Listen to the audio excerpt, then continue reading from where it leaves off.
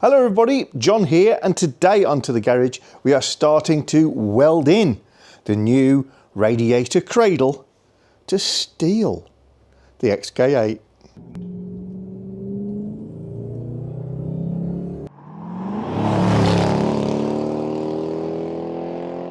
Hi all!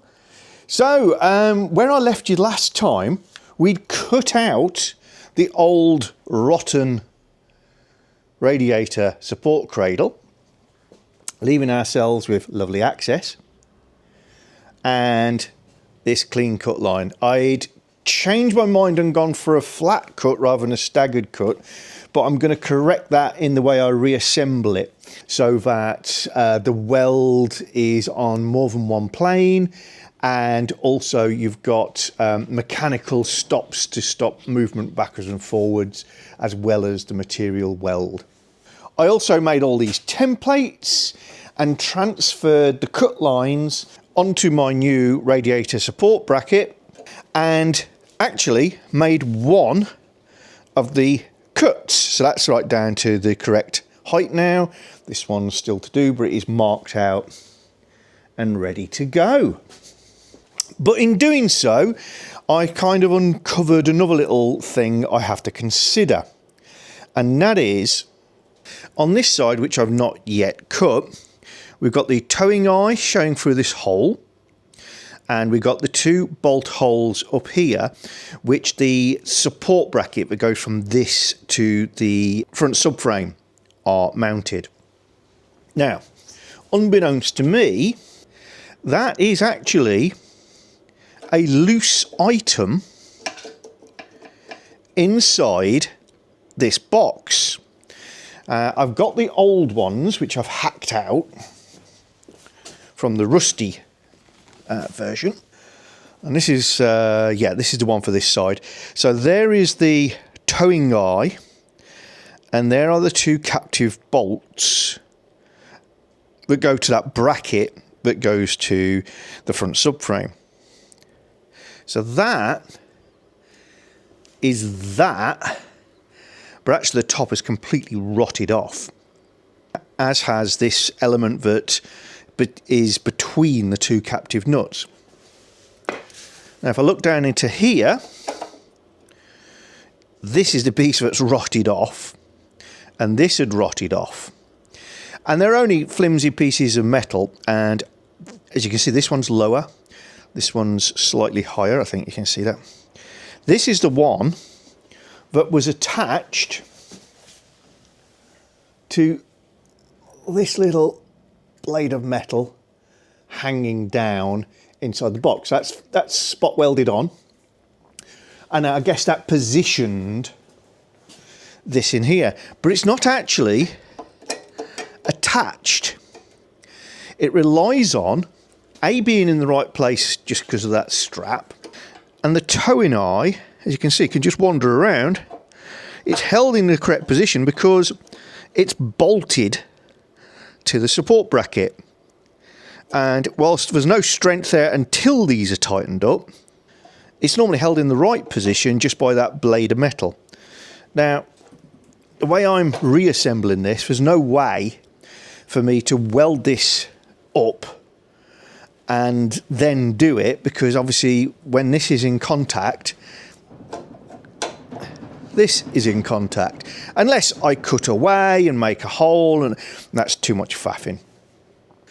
So I think what I'm going to do is, bear in mind it's just to locate it until everything's tightened up, is luckily I sprayed some paint around and can see by the shadow on the paint and on the eye where everything should be. What I think I'm going to do is bolt it into position using one of these bolts, and then put some spot welds in place to hold everything in situ. Now this side I've not yet cut through, so this is being held in place by that strap. So on this side I can just weld here and here to make sure that it doesn't wander once I've cut through.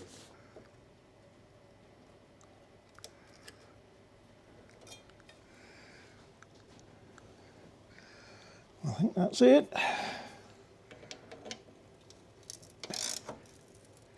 Just seem to fall into a nice position as well. Probably some dirt on either side, but that's almost located it. Yeah, everything looks good there.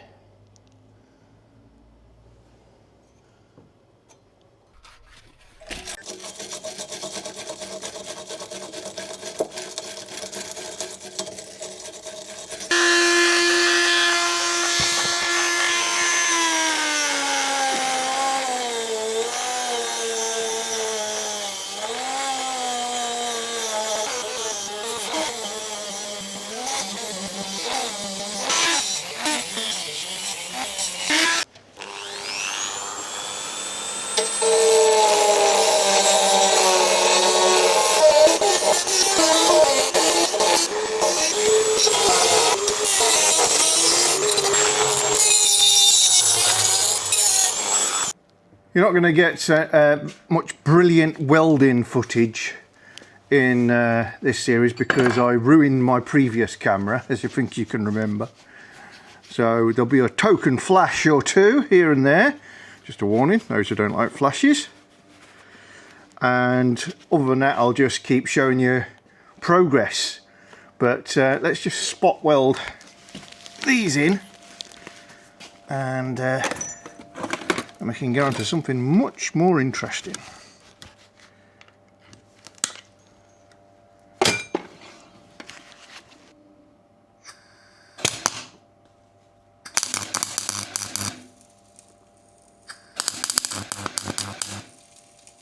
I don't want to do more than spot weld because just on the off chance it does need moving or adjusting, it'll be easy enough to drill off or grind off the little bit of weld. And once it's on the car, obviously I can manoeuvre the position using the bolts and clamp it in position and re-weld it.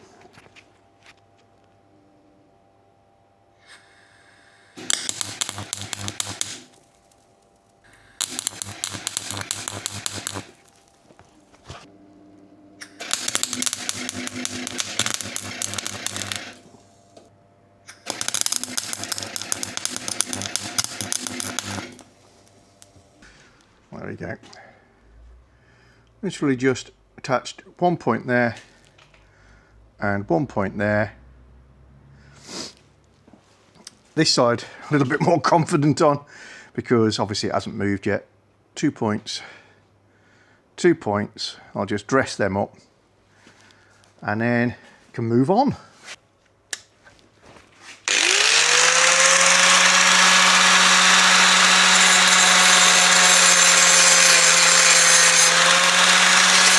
Okay, now they're all dressed up and flush, it's time to cut along these lines,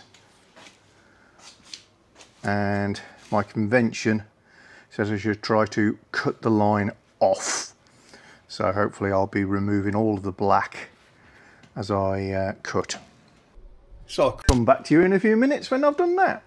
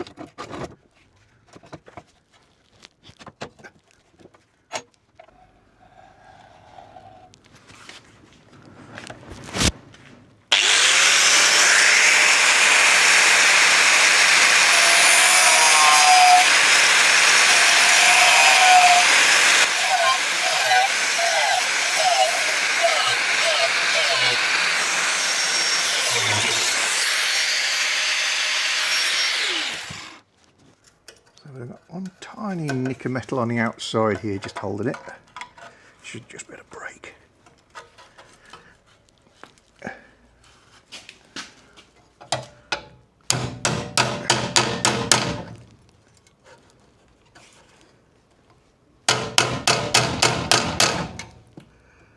Yep, that's gone.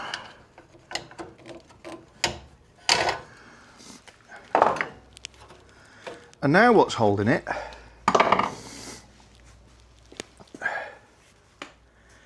is just this blade of metal, which goes straight up and into the top part. And as my disc cutter isn't quite deep enough to cut through that, and in this case the bracket hasn't become loose, because that's what happened in the last one. I was able to pop it up about yay far and then cut it through the disc cutter. I'm going to put the hacksaw through that gap. Always easier to saw down because gravity is about the right pressure for sawing. Can't really see what I'm doing very much, but luckily I know what's in there.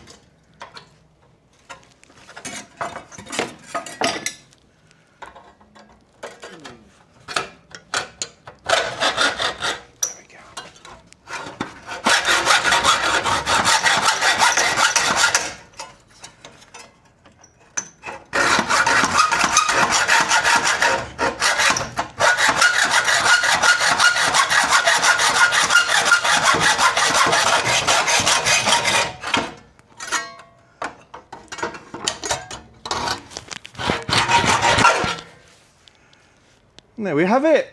As I said, it's only a very thin piece of metal. It's obviously a location rather than a full support.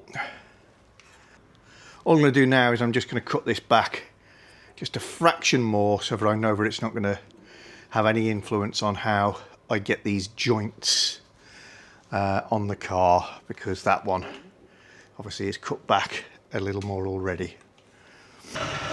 Well, I've just been doing a little bit of cleaning up under here. I gotta resist because I'll get excited. Before you know it, I'll have polished the front of the engine, and that's not going to do anybody any good. So all I've done is I've wire brushed off some flaky paint, off anti-roll bars, knocked a bit of crud off the front of the engine. You can hear my compressor running in the background. I'm just going to clear out some of this crud that's landed on top of the engine sump and tidy up. But I thought I'd just share, because that's a view of the engine that you don't often get. These two holes are interesting down here. The one on the left has got an arrow pointing down, the one on the right has got an arrow pointing up. So some sort of adjustment. And we've got two sensors down here which you don't normally get a good look at. I believe that will be oil temperature and oil pressure. Let's see what we can do with this airline.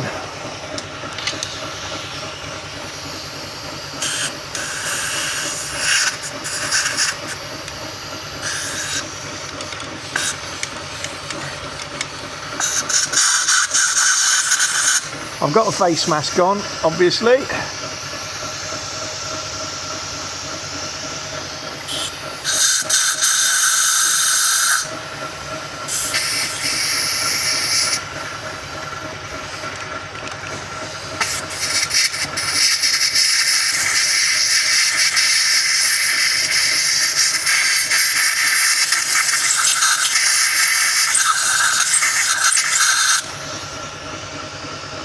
They appear to be blind holes, but yeah, just the arrow up and arrow down next to them.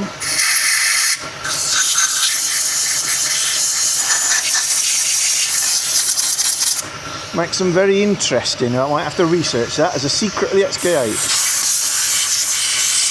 One of the reasons for blowing all this out and giving it a little clean right now is going to do a bit of welding, and I don't want anything to catch fire, even if it's just a little fire.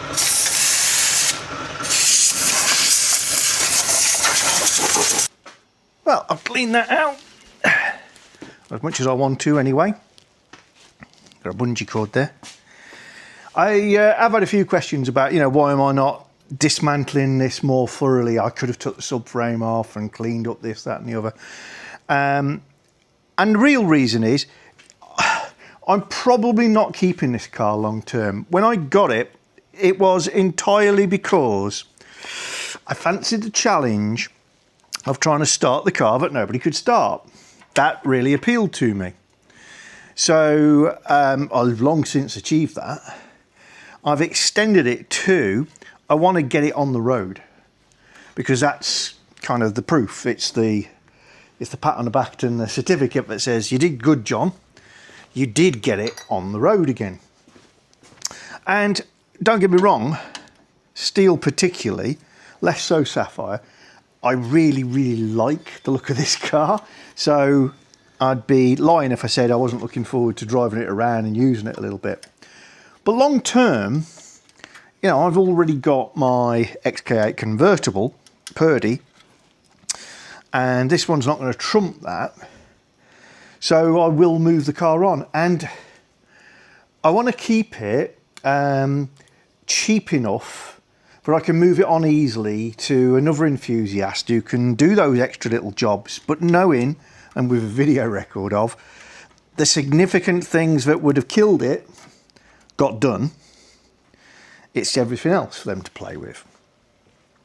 And if I start restoring this car, it'll very quickly get to the point where even just the parts I invest are going to put it at a price point that it's worth, in inverted commas, but nobody wants to pay, because you can buy XK8s that are running and on the road and fine, and that with a bit of luck you won't have too much trouble with for £5,000 and £6,000 still. This car cost £700, and the reason for that is it was no good to anybody. If I took into account any of my labour, it would cost so much, I'd never ever get my money back. So I'm not interested in turning a profit like a garage would, but I would like to think I could move it on and have paid for the parts I've invested and everything else, and another enthusiast gets to take it that last step and start loving it and polishing it and doing all the rest. So that's why I'm not going mad with restoration, if you like. Now, incidentally, whilst I've got your attention, everyone, Sapphire, the blue car, which you can look back on the videos on Sapphire and see exactly what she's like, runs, starts, stops, everything on it works. Great engine, allegedly had a rebuilt gearbox put in not too long ago. History, I've got some, but it's, it's a little flaky. That's not such a pretty car, it's not such a high spec car. If there's somebody out there who fancies taking Sapphire on, then get in touch with me. What's wrong with Sapphire? You can look back at my videos and I honestly list what I know about. There'll be things I don't know about, but everything I've seen, I've told you about.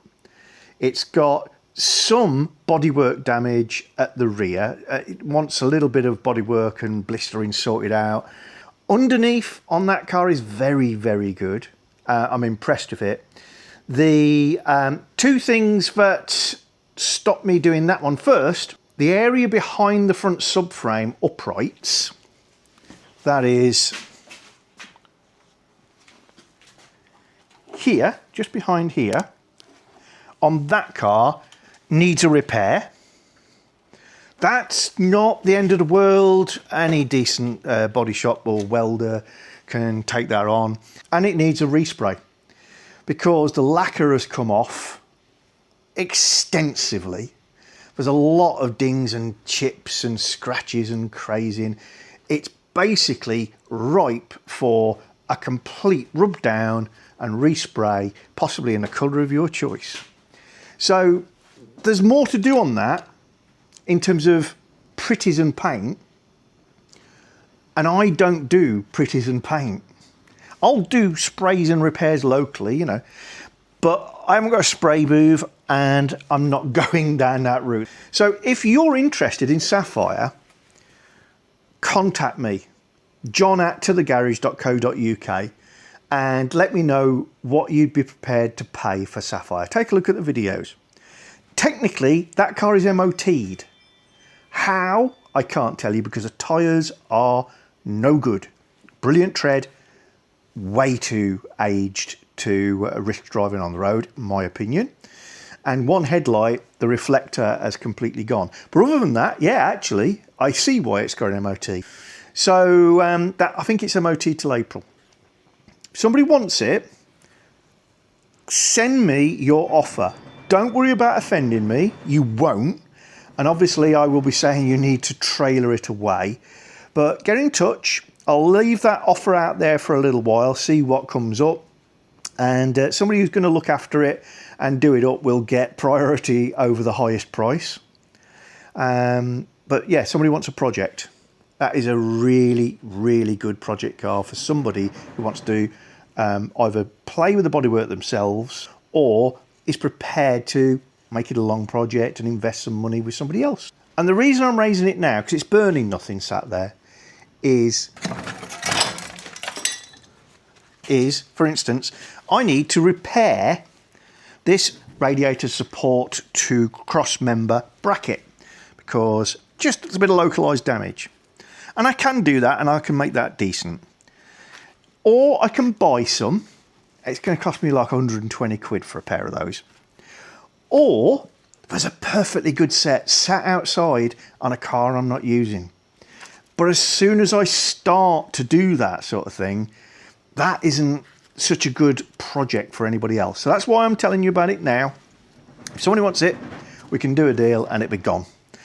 Otherwise, it's probably going to be donating parts for steel and other projects. And once I start on that, you know, it's not a car anymore. It's not something that somebody can put on the road. And ideally, I want to save these vehicles. Anyway, get in touch. So I've put a cable tie around those two bolts. And I've put a bungee cord from the front of the car up underneath the anti-roll bar and into the bonnet latch area. And that's so that I can offer up the cross member and hold it in position because it's not without weight, and not necessarily use my jack. Let's see how we get on. So I've not dressed any of my cuts. You know, they've got swarf and sharp edges. And the reason for that is, at the moment, they're as accurate as they're going to be. As soon as I start dressing them, I change all the gaps. I'm not going to pretend it's one disc wide, because obviously I had to go through various bits several times, but it's not going to be too bad. Okay, so I've got a bungee cord around there. Now I'm going to put that around there. Drop this one off this side. That one around there. Yay! And we're beginning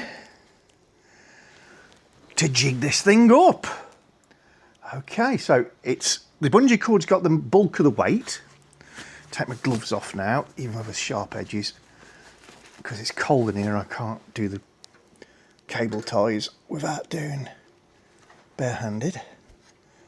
Okay, so now what I'm going to do, just tighten these up.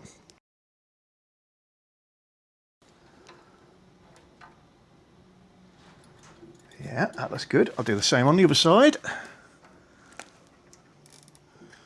Obviously, I wasn't amazing accurate with me lines, but that's looking very decent. So it's not looking too shabby. So if I tilt this up to the right angle, you can see, approximate, but it's a fit. There's a little material hanging down here, but it's in the way. There we go.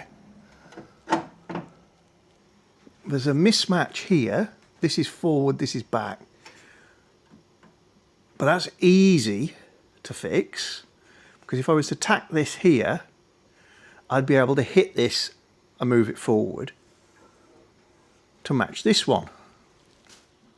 Come around this side, and I've already seen a little issue, and that is just here.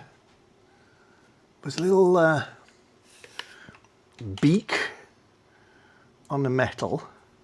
That's because I had to fatigue it to get it off, if you remember. And look, it's not too bad other than that. And I do have a little step here, which again, if I tidied that up, would close up the gap. Okay, so I'm going to tidy this up. I need to tidy up that bit. We've got this appearance of a very widening gap. I'll come back to that. Back over here, look. That line goes together really well. Here, we end up about 3 millimeters apart and touching at this end. Well, I can certainly tidy this corner up a touch, and it does need it. You can see I've done a miscut, but I think there's something else at play there. Come around here.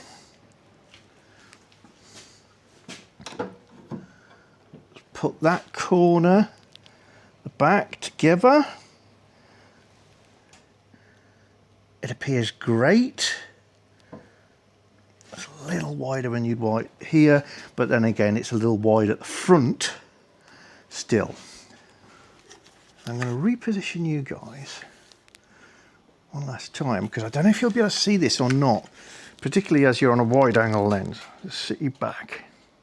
I don't know if you can see it, but more or less where the bungee cord is sitting, there's a small kink in the bottom edge of this. And it's obviously, it's been jacked up on this, or bumped over something, or dropped on something in that area. So what I'm wondering is, if I put this surface on something and push down on this surface, maybe with my press, and just get a 5 millimeter tweak in this, it's going to change the angle. Oop. It's going to change the angle on there. And why all this has occurred is, I've transferred the lines from the cut of the old one, which, although all this was shot, everything would have been true and square. Because this has got a little bit of deformation in it, I think, when I transfer it onto these sections, this piece is tilted down, and so I've cut off a slightly incorrect angle compared to this.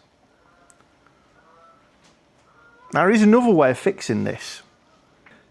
I clamp that into position hard against the top surface.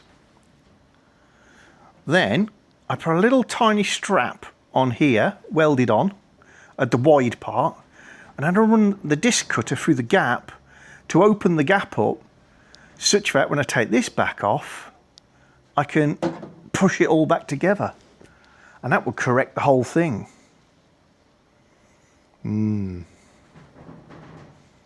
Intriguing. Right, I think first thing is to have a look, see if this really has got a little bit of a kink in it.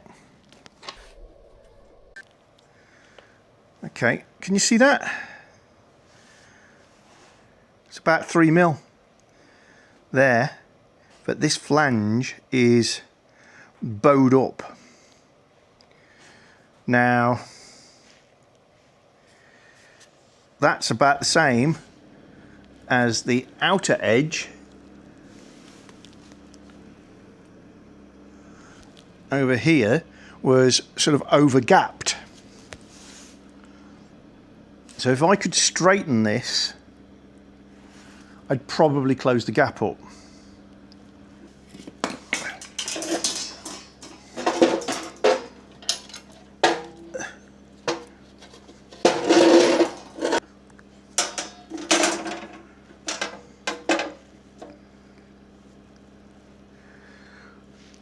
Looks like this side is straight.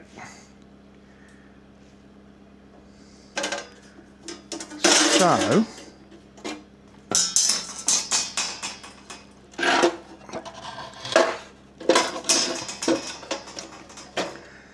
it is just there.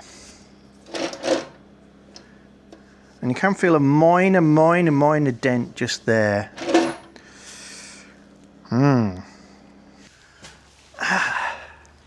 Well, I dilly-dallied around for a good while, looking at my press and looking at big hammers and thinking, how am I going to put, you know, about a ton of pressure onto that flange? And then I realised I've got a dirty great press here that's heavy enough to be used single-sided. So, no, I can't put the full weight of a car on it, but I can apply about a ton, no problem at all. So we can see if this works, and if it doesn't, nothing lost. Right, I have to change to the lock button. There we go. Straight away saw that twitch.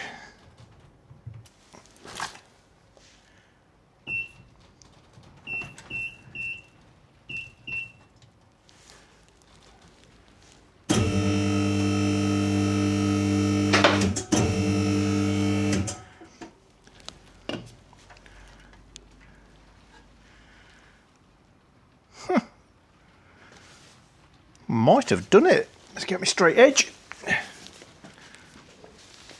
Well, this is massively overlong, but it's very straight. Wow.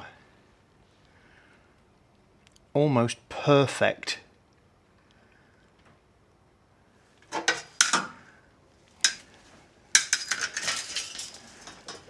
think I'll just give it one more nudge.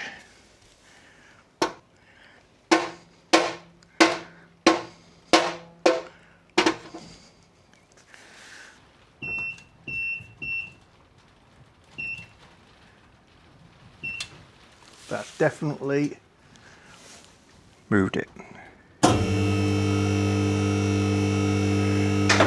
Well, checked it on the bench, and this edge is now straight as a die, so that's great.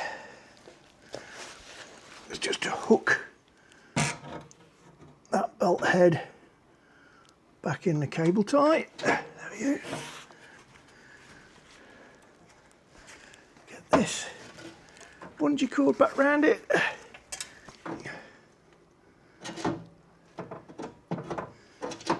Okay, that goes together quite well.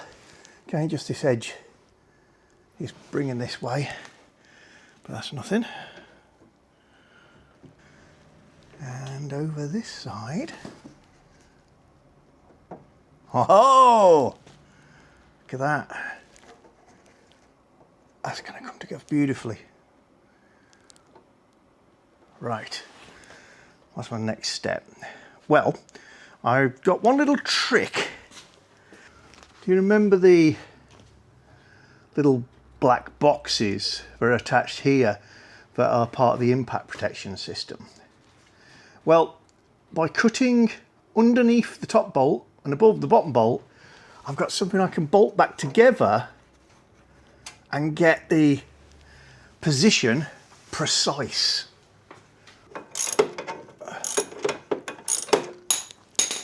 And that now means I can bolt the bottom one onto here, and this is not a super accurate bit of billet, it's a little fabrication, but we're not going to be far off in terms of the distance between those holes being as it was intended. So we can do that, and this a little bit that way, I can tell. We can now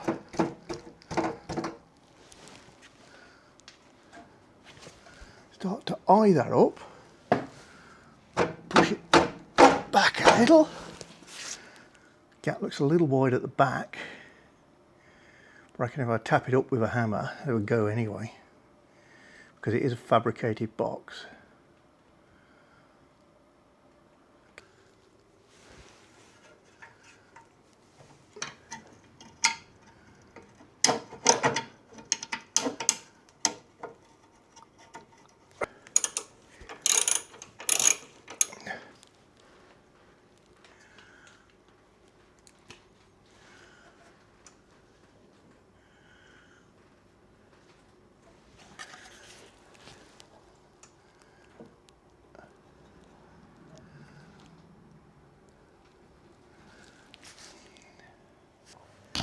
Very happy with how this is going. It's a little too easy. Obviously this box I have to come back off so I can weld the area behind it. But you know, access for welding on there is actually pretty decent, so I'm quite happy with that. Now, as we've got a slightly wider gap at the back than I'd love, I want to see how much slack there is in that box. So I've got my trolley jack, and I've got one of the tubes that was crash member at the front. Just going to use that to lift this back corner and put a little bit of pressure on it. Literally just taking the weight in that area, I think. Ah, there you go. And that's just the bolts moving in their holes just a little bit. That's marvellous. Now, if I let go, will it come back? No, it stops there.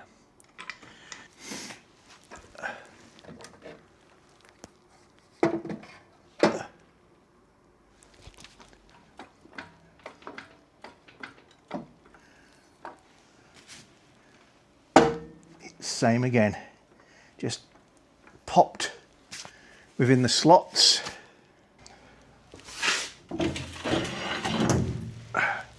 Big crowbar, pry bar I should say.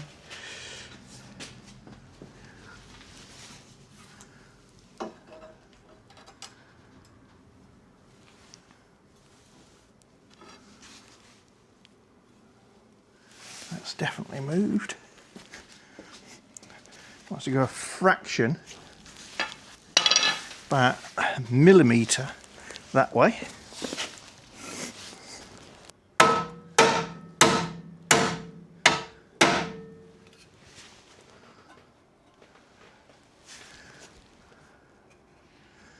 And it has. Interesting that this doesn't line up well at all, but the other side's almost perfect.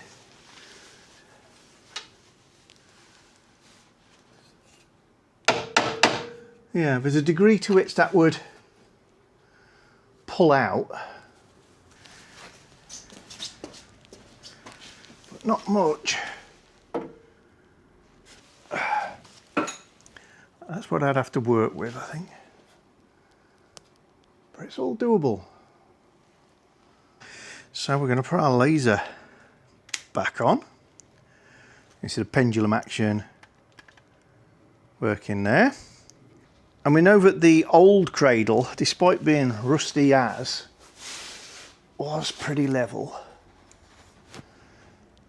Let's see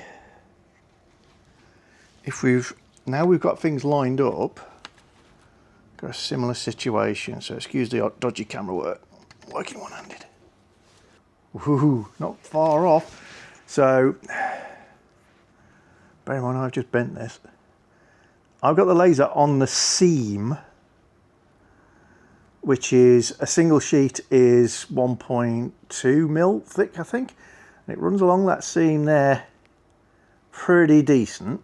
It does ride off it over there, but I have got the jack under on the left hand side. So let me release that pressure.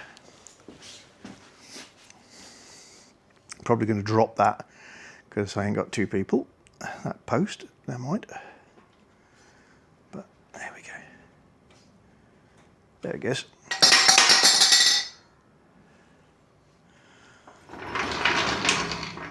And straight away, line is coming just a little further. I'm wondering if I return the pressure to this side, we'll get it back.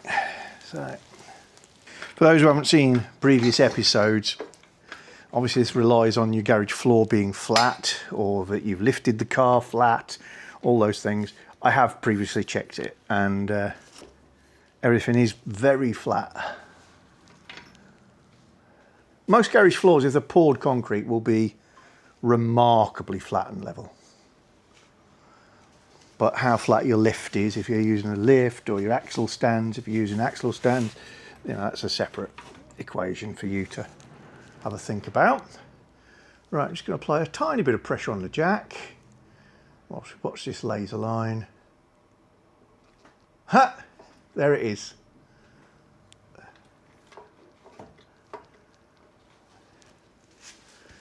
Just kissing. You know what? I'm very happy with that. So this is back on, using elastic bands, but it's back on and it's flat and level and true. It lines up with everything. Now, I talked about doing some reinforcing. What I'm thinking of doing is, after this is welded into position, for ease, make up some pieces to go here.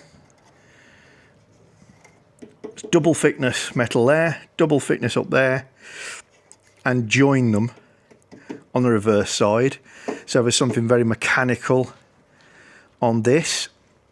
Also, after this has been re-removed and welded up across, I can put a bridging piece and then put the box back on top.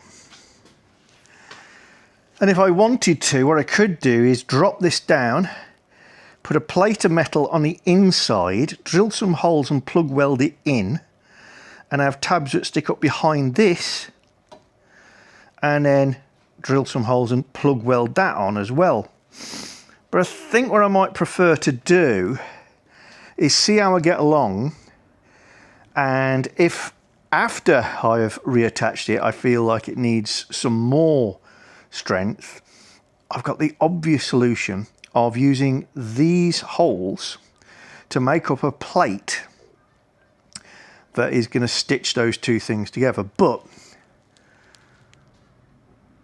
the difference between this and original is A, my welding, and B, that little flange that's inside this box that positions the towing eye thread until it's bolted to the bottom using that bracket. Other than that, it's the same. And of course it's 100% stronger than it was, with a rotten item in place, which is in there.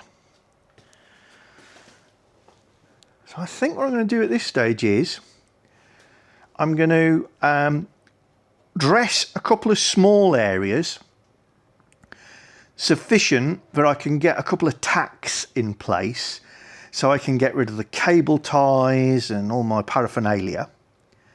And once it's up and in that sort of situation, I will dress the weld areas to take back. This is weld through primer, if you've not watched the previous episodes, but I'm going to take that off anyway, despite it being weld through. And then we'll just start very slowly stitching this thing back together, which again you won't see too much of on camera because I've already destroyed one camera repairing another XK8 and doing welding and grinding with it. So it might be a little bit edity, but there you go.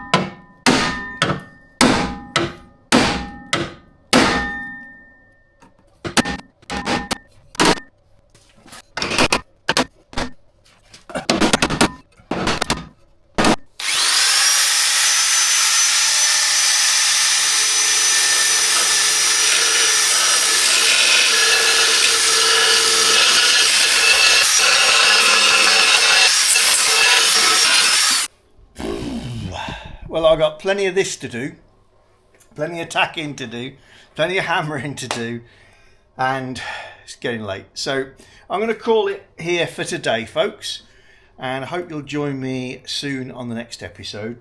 Think about what I said about Sapphire. Any offers whatsoever, you won't embarrass me. I'll be interested to hear from you. And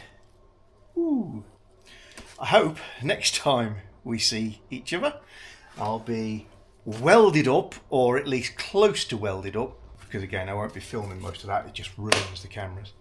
And we'll move on to the next steps. Very exciting. See you soon, folks. Bye.